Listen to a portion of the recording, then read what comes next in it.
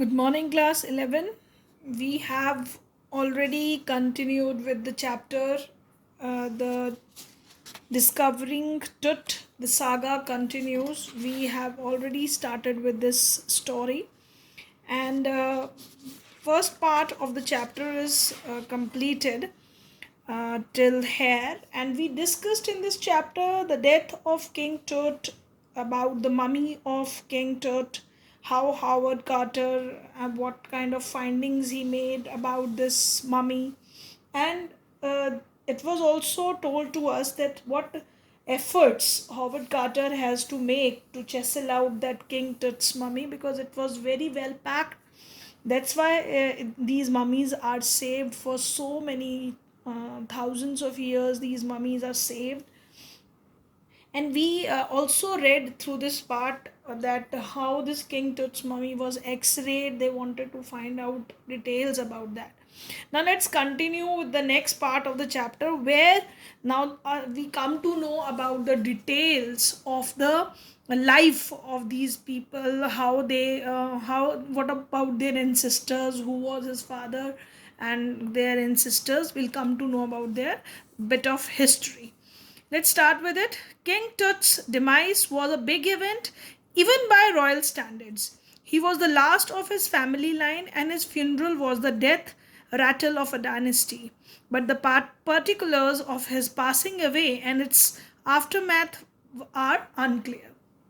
So he was the last of his dynasty, and that's why his death was very important. His funeral was very important because he was the last from his family tree, and his the death reasons were also not clear. That's why they were unclear. So mystery again was under depth. Amenhotep III, Tut's father or grandfather, it is not clear whether he was a grandfather because they have the similar kind of name, was a powerful pharaoh who ruled for almost 4 decades at the height of the 18th dynasty's golden age. Now, we come to know that Amenhotep was the Tut's grandfather, or maybe his grandfather. It's not clear, but he was a powerful king at that time who ruled for many years, almost 4 decades. That means almost 40 years. He ruled that dynasty, and it was the golden age of that period. His son Amenhotep IV succeeded him and initiated one of his the strangest period in the history. So another successor, whose also name was Amenhotep IV, his was another person from his dynasty. He succeeded him after this third Amenhotep. Fourth one occupied the ground. So it happens because in that time they name the next generation people with the same name, but they give the numbers like 1, 2, 3. Their names remain same. So it might be his grandfather and Tut's father. It's not that much clear. This period was the very strangest period in ancient Egypt, and the new pharaoh promoted the worship of the Aten, the sun disk, changed his name to Akhenaten, or servant of the Aten, and moved the religious capital from the old city of Thebes to the new city of Akhenaten. This is the history which is told to us, that what happened after what, because he was a very strange king. Why? Because he started promoting the worshipping of the god who was the son kind of a god whose name was Aten, and even he changed his name to Akhenaten. So this name was changed, and he even changed the capital. So these are the changes which this king made. He changed his name. He started worshipping another god, which is the god of sun, and they also changed the capital from Thebes to Akhenaten.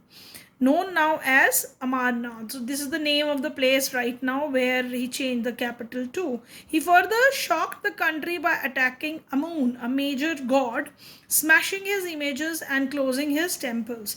It have been a horrifying time, says Ray Johnson, director of University of Chicago Research Center in Luxor, the site of ancient Thebes. The family that had ruled for centuries was coming to an end, and then Akintikin went a little wacky.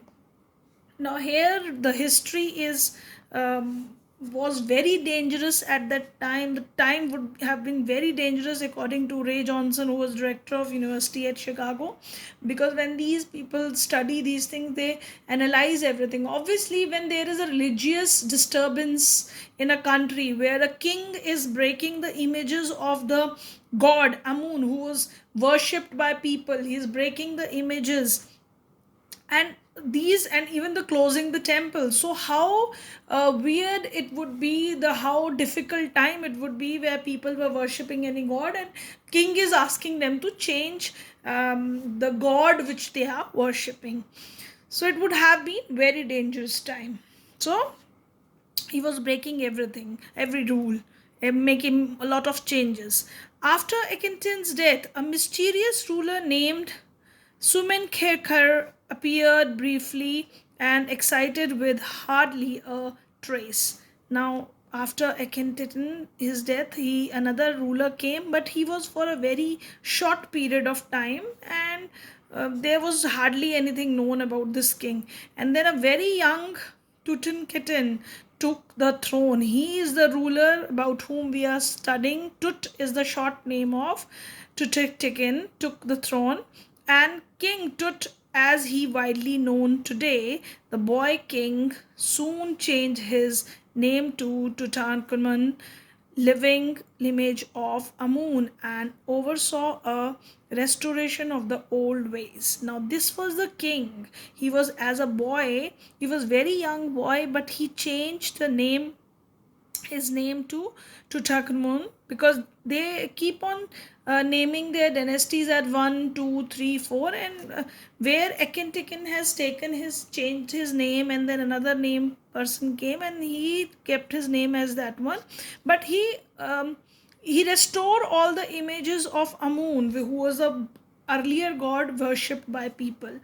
So he restored, started preserving the old ways of worship, his region for about 9 years. So he was very young boy, and still he ruled for 9 years, and then died unexpectedly. People don't know how he died.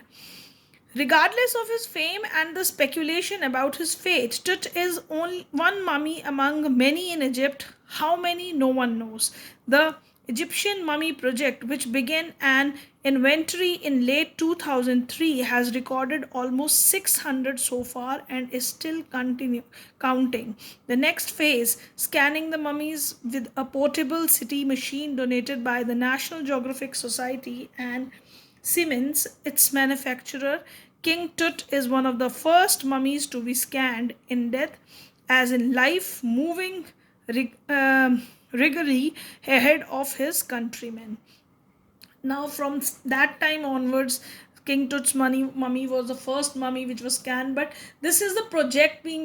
We all know that Egypt is known for its mummies. So many mummies are buried there, and a project is going on in that country where they have till date they have found almost 600 of mummies there, and they are analyzing them. CT scanning is done.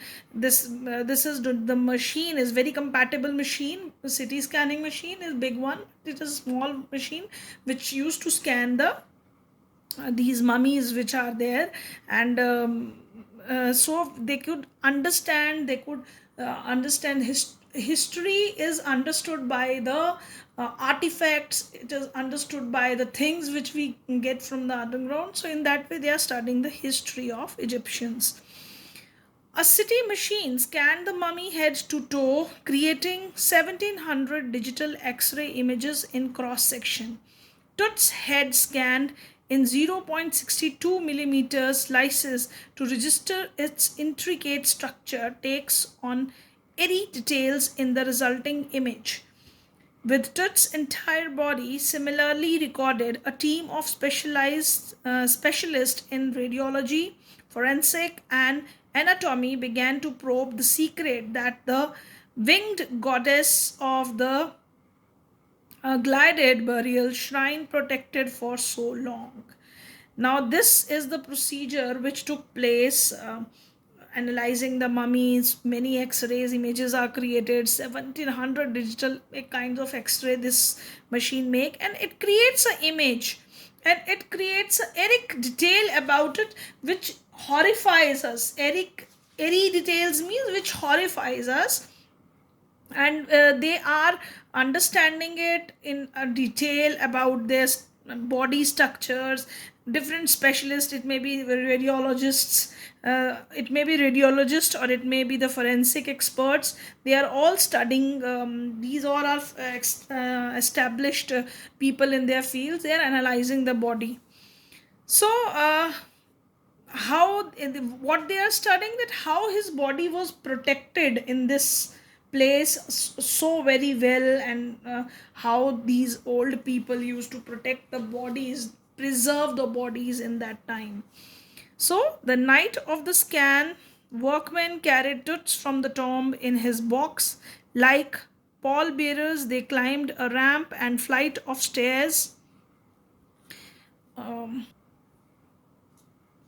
The flight of stairs swirling and sand outside, then rose on a hydraulic lift into the trailer that held the scanner. 20 minutes later, two men emerged, sprinted for an office nearby, and returned with a pair of white plastic fans. The $1 million scanners had quiet because of the sand in the cooler fans. Curse of the furrow, joked a guard nervously. Now, what happened that day? The night of the when the scanning has to be done, and the dead body, this mummy of the Toots, was coming out of the tomb in his box. Like a pallbearer, they climbed a ramp, because there were a ramp made from the, because it was 28 feet down there, so they bring it on the ramp up there from the flight of stairs.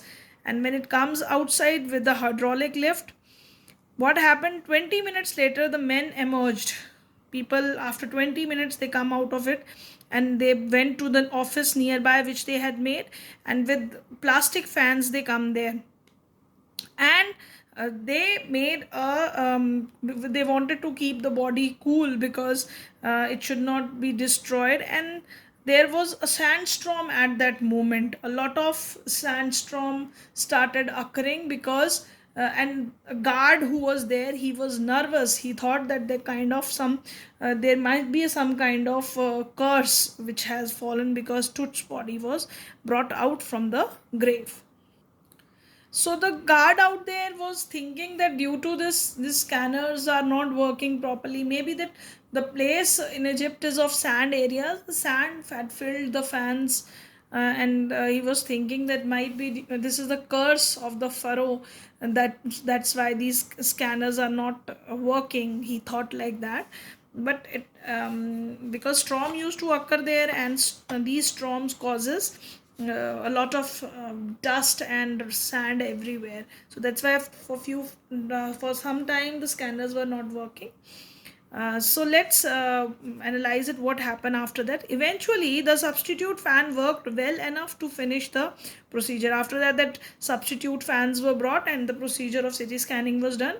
After checking that no data had been lost, the technician turned to over to the workmen who carried him back to his tomb. So all the procedure of CT scanning was done, and then the Tut's body was kept in its tomb only. Less than 3 hours after he was removed from his coffin, the pharaoh again rested in peace, where the funerary priest had laid him so long ago. Now, after doing this CT scanning, again his body was kept in that place only where he was buried many years ago. So back in the trail, a technician pulled up astonishing images of Tut on the computer screen. A grey head took shape from a scattering of pixels, and the technician spun and tilted it in every direction. Neck vertebra appeared as clearly as an anatomy class. Other images revealed a head, several views of the rib cage, and a transection of the skull. But for now, the pressure was off. Sitting back in his chair, Zahi Hawa smiled, visibly relieved that nothing had gone seriously wrong. I didn't sleep last night, not for a second, he said. I was so worried, but now I think I will go and sleep. Now, when this scanning was done, when the picture images of the king came in front of them, Zahi Hawass was relieved from his stress because he was thinking that earlier scientist who has done Howard Carter when he bring out money many years back, there might be some uh, problems because they have to chisel out the body from that coffin, so might be some problems might be have created in the body. It might have damaged the body, but he was thankful, or it was through that CT scanning machine what images come right in front of them, that was very clear that damages was not there. And he also was worried, that's why he could not sleep last night, that what he said. Now, by the time we left the trailer, descending metal stairs to the sandy ground, the wind had stopped. The wintry air lay cold and still like death itself in this valley of the departed. Just above the entrance to the Tut storm stood Orion, the constellation that the ancient Egyptians knew as the soul of Osiris, the god of the afterlife, watching over the boy king. So that was after that. This when they left from that place, the descended metal stairs to the sandy ground. They went down that metal stairs to the sandy ground, and the wind after that wind has stopped because wind was blowing at that time, and it was a little bit cold during the winter time in the desert areas. And as the death is also paired here beautifully, because this king was again lying in its grave, again sleeping forever in this storm. So above that there was a constellation which Orion is the constellation, Orisis is the constellation which they refer that this constellation is the symbol of afterlife. And uh, they might have related this constellation that God is watching them over the dead body of the king, which is lying now peacefully in his grave. So that's how King Tut's body was CT scanned at that time. Uh, Now, children, apart from your short answer and long questions, answers discussion, I wanted to give you a thorough knowledge of the chapter, that you should know how to answer your very short answer type questions in that. That detailed study of the chapter is required definitely, each and every detail related to the characters, what they are thinking or what is going on, details about the surroundings, what happened after what thing. These kind of details will come when you will read the chapter thoroughly. So these are very short answer type questions which you will be attempting after this video watching. This is who was the last ruler of the powerful family of Egypt when his tomb discovered. So you have to write down all these answers in your notebook related to the chapter. What do you mean by funerally treasures? What were different tourists or visitors doing when mummy of Tut was first brought out of tomb? Who was Zahi Hawass? Who were Tut's ancestors? List some adornments on King Tut's body. What startling fact was revealed by the professor of anatomy about King Tut? What changes did King Tut made during his reigns? These 8 questions I have asked to you. So these 8 questions you'll be able to answer when you will read the chapter. Obviously, you will attend these lectures, understand the chapter well, and read it on your own. That's how you are going to answer this question. You know that who is the last ruler of the powerful king of Egypt, and date when his tomb was discovered. What were the funerary treasures? Treasures which the things which were buried under the in the tomb with the mummy of the king. And what were different tourists or visitor doing when the mummy of you have to describe, answer in this question what they were doing, what activities they were performing at that time when the king's dead body was this mummy was brought out of the tomb. Zahi Hawass, yeah, I've already explained you, he was the first person who discovered the body and broke it with the chisel and all. So you have to explain in detail about him. Obviously, detail means you have to tell who he was. Who was Tut's ancestors?